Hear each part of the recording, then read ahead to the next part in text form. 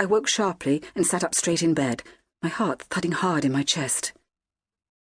I wasn't really afraid, not then.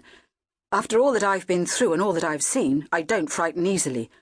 No, I was just listening. Listening in the dark, trying to work out what had woken me, wondering if I should get up and investigate. I mean, that's what I do. It's who I am. Sarah Jane Smith, investigative journalist and expert on night terrors. But then suddenly I remembered, after all these years, I don't live alone any longer. There's Luke, my adopted son, just across the landing. He must have made the noise, getting up in the night, fixing himself a snack or whatever. I suppose you could say I've come to motherhood rather late in my life, but then that's fitting, as Luke only came into Lukehood rather late in his own life. It's complicated. Everything about my life is complicated.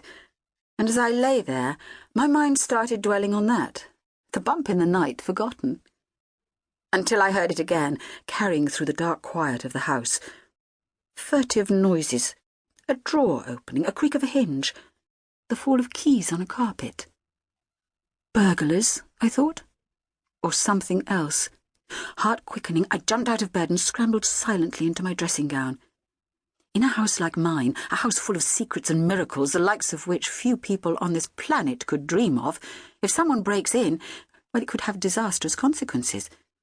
Because, let it be known for the record, I know about visitors. Extraterrestrials, aliens, all about them. I travelled with one for a time.